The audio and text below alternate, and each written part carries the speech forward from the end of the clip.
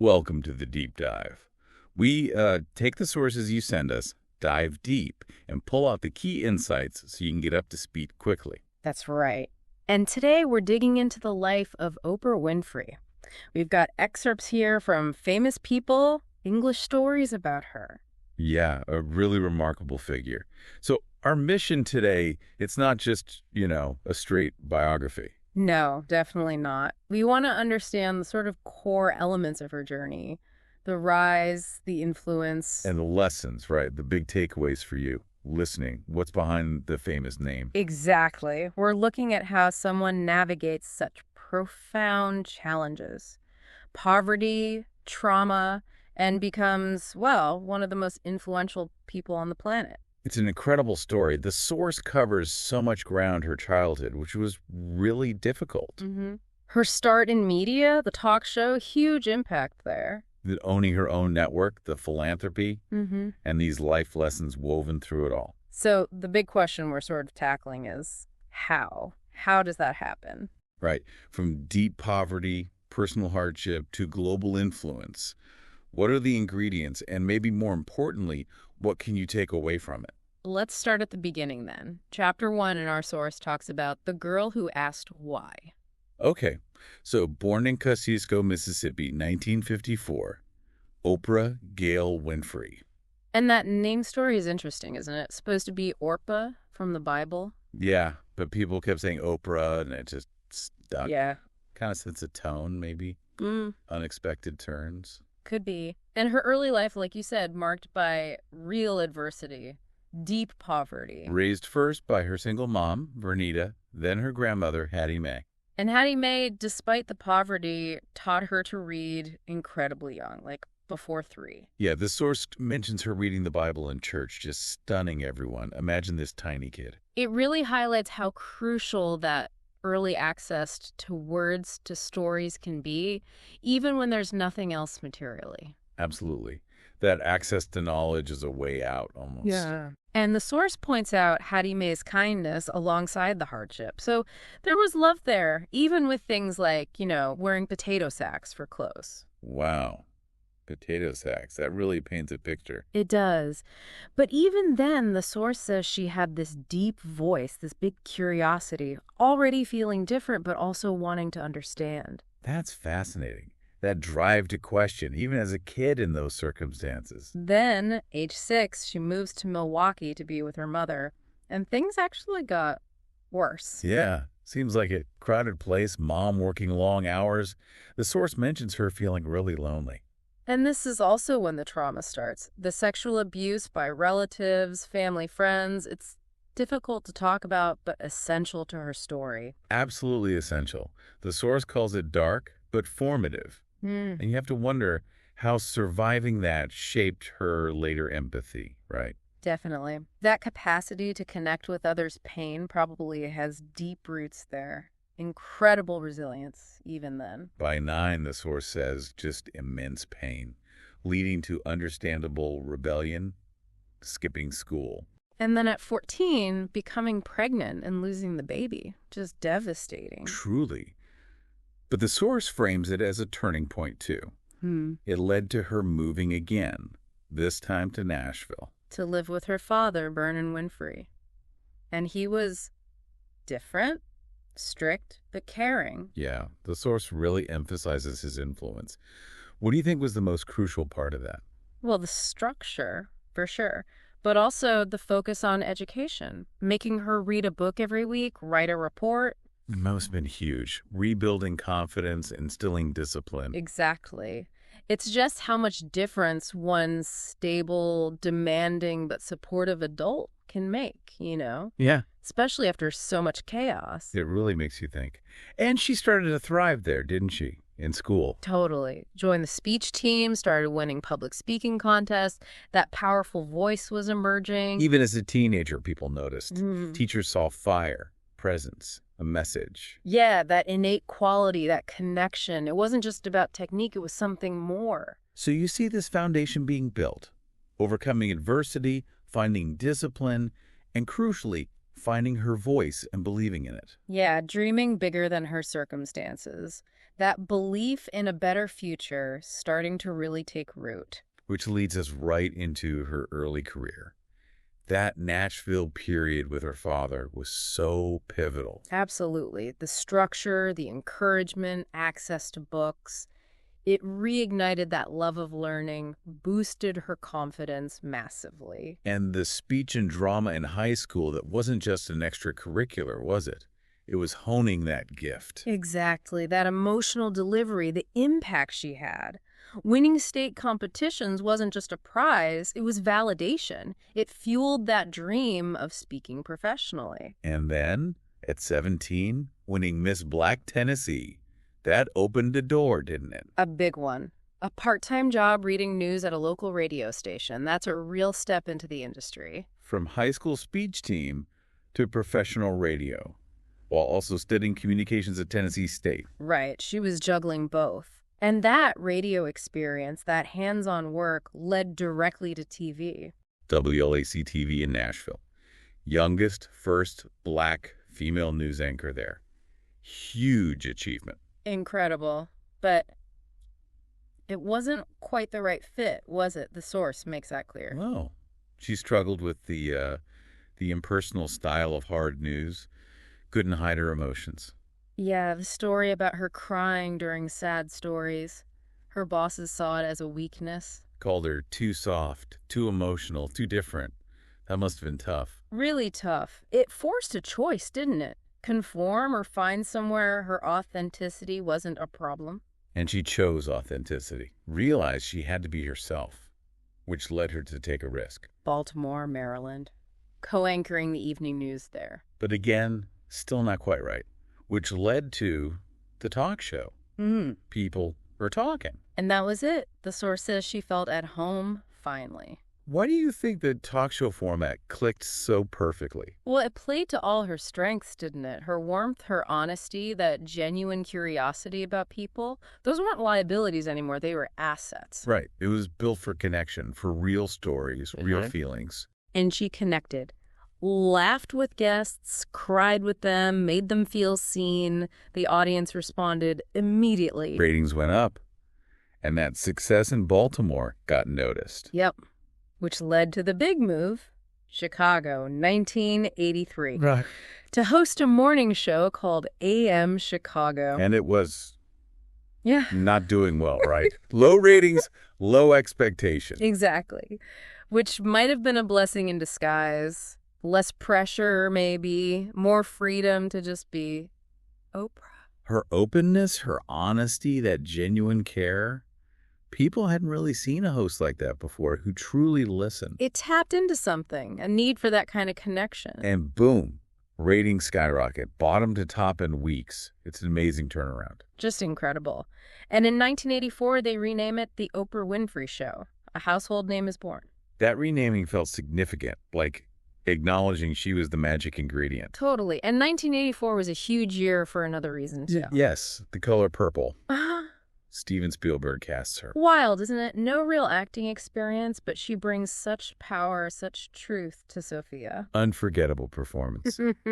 And gets an Oscar nomination for it. Best Supporting Actress. Made her a star on a whole new level. But even then, she stayed committed to the talk show. That was her core mission. Her true calling. So by the mid-'80s, she's transformed. Local host to national force, Oscar nominee. And finding her purpose in empowering others. A meteoric rise, really. Build on finding the right platform for her unique voice. Okay, so Chapter 3. The Oprah Winfrey Show goes national in 1986. And it was intentionally different. Yeah, the source stresses that. Not the usual gossip or scandal focus of other talk shows then. She wanted to connect, help people grow. How did she establish that different tone right from the start? That first national show set the stage, her heartfelt delivery, asking tough questions, but also her vulnerability. Sharing her own stuff, right? Yeah. Past pain, struggles with weight, self-worth. That was radical for TV then. Absolutely. It built this incredible trust. People felt like they knew her, warts and all. And millions watched every day. It became this platform not just for celebrities, but for everyday people. Survivors, dreamers. She made them feel seen. It became a space for difficult conversations, for healing almost. And she brought in spirituality, self-help, things you didn't usually see on daytime TV. Yeah, asking the big questions, featuring authors, therapists, all geared towards personal growth. Live your best life. That phrase captured it, didn't it? Became part of the culture. It really did. And then, 1996, the book club. Talk about impact. Phenomenal, wasn't it? Yeah. It made reading cool again. Turned authors into stars overnight. It showed the sheer power of her influence. Her recommendation could change industries. That's incredible trust from an audience. And she used that influence for good, too. Oprah's Angel Network started in '98. Right. Using the show to raise money and awareness. Education, disaster relief, helping people in need. Her audience raised over $80 million. That's staggering. And her own philanthropy, too. So, Scholarships, supporting teachers. yeah. And then the big one. The Leadership Academy for Girls in South Africa opened in 2007. Driven by her belief in education, right? Yeah. Stemming from her own past. You have to think so. Providing opportunities she didn't have. So the show became more than a show. It was Yeah. part of people's lives. A place for connection, vulnerability, finding strength. Absolutely. And her generosity became legendary, the "you get a car" moment. Iconic. But the source says it wasn't just a stunt. It was about expressing joy, showing people they mattered. Yeah, a kind of radical empathy in action. And behind it all, she was becoming this incredibly savvy businesswoman. Harpo Productions, Oprah spelled backward, owning and producing her own show. That was key. Gave her control, freedom, and wealth. She wasn't just the talent, she was the boss. A really smart move. It allowed her to maintain her vision, her integrity, not beholden to a network in the same way. So by the early 2000s, she's, what, a cultural leader, teacher, healer, media mogul? All of the above, I think. Changing lives through conversations, books, these huge cultural moments. And then 2011, after 25 seasons, the end of the Oprah Winfrey Show. End of an era. But, as the source makes clear, definitely not the end of her work. More like a pivot. Right. Chapter 4 covers what came next, launching her own network, OBN, the Oprah Winfrey Network. Big ambition there. A new kind of media focused on purpose, inspiration, education, empowerment, not just ratings and profit. But it wasn't an easy start, was it? The source acknowledges the initial struggles. Low ratings. Yeah, people questioned if the magic could translate to a whole network. It was a different beast. But she stuck with it. Listened, learned, adapted, showed that resilience again. Exactly. It took time, but OWN found its footing. Powerful stories, real conversations, giving platforms to new voices. Like Ayanna Van Zandt, Fix My Life, and her partnership with Ava DuVernay. Huge. And Queen Sugar. That drama series wasn't just acclaimed for the story. No, the directing choice was groundbreaking, right? Yeah. Hiring only women directors for the entire series. Yes. That's leading with values, using her power to change the industry itself. Very intentional. And her influence continued elsewhere, too. O Magazine, Super Soul Sunday. Those deep spiritual conversations with thinkers, leaders, showing her ongoing curiosity about meaning and purpose. Her brand kept growing. 2 books, food, wellness, but always tied to that core mission, it seems, helping people live better lives. Always. And the philanthropy continued. Her foundation supporting education, healthcare, women's rights globally, the Academy in South Africa thriving. And then that incredible moment in 2018, the Golden Globe speech, Cecil B. DeMille Award. Wow, that speech resonated, didn't it? Truth, justice, hope for women. It was electric. Led to calls for her to run for president, even. Which she decided against. The source notes her belief that her power lies elsewhere in connection, conversation, ideas. Which feels very true to her journey, actually. a deep self-awareness about her strengths. So her influence continues across all these platforms, still asking those big questions about identity, values, growth, still listening, still teaching. The global icon, billionaire, builder, leader, teacher, Yeah, and someone who turned pain into purpose. That sums it up well. it really does. Which brings us nicely to the final chapter in the source of the lessons. What can we actually learn from all this? Right. For you, listening, lesson number 1 is powerful. Your past does not define your future. Absolutely central to her story. Poverty, abuse, loss. She refused to be limited by it. She learned from it, rose above it. It's incredibly inspiring. A reminder that circumstances don't have to be destiny. Lesson 2, use your voice. Her authentic communication, her listening. The power of connection she built. It wasn't just talking, it was how she talked, how she listened. That vulnerability again. Right. Authentic voice means speaking and hearing. Empathy in action. Third lesson, stay curious. Her lifelong love of learning, reading, seeking deeper meaning, even at the height of her fame. That kept her growing, evolving. It fueled her interviews, her projects, never stopped asking questions. Lesson 4, lead with heart. Focus on purpose, making a difference, not just wealth.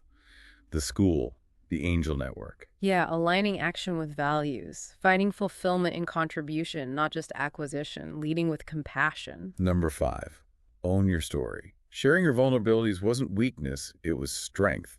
It fostered connection. So important. Embracing the whole narrative, the good and the bad. It empowers you and it can empower others too. Lesson 6, keep evolving. She didn't stop after the talk show. New ventures, continuous growth, life as a process of becoming. Exactly. Adaptability, growth mindset, never thinking you've arrived. Yeah. Always learning, always becoming. And the final lesson, maybe the bedrock. Believe in yourself even when no one else does. Crucial. Despite the doubts, the criticism she faced, that core self-belief carried her through. It's foundational. So the ultimate message feels like one of hope, doesn't it? You are enough. You can rise. You can grow. Yeah. You can make a difference. Yeah. Her story is like an invitation, really, to embrace your own potential. Well, thank you for joining us on this deep dive into Oprah Winfrey's life and the lessons we can draw from it. It's been fascinating. We've touched on resilience, voice, curiosity, purpose, owning your story, evolution, self-belief. So much there. So as we wrap up, here's a final thought for you to mull over. Thinking about Oprah's journey, what's one wound in your own life, one challenge you face that maybe, just maybe, with a shift in perspective, could become wisdom? A source of strength, perhaps. Or empathy for others who've been through something similar. Exactly. Something to think about. Which lessons resonated most with you? How might you apply them? And if you want to explore more, definitely check out her interviews, her books, the work of her foundation. There's a lot more out there. Please do join us again next time for another deep dive. Thanks so much for listening and being part of the show today.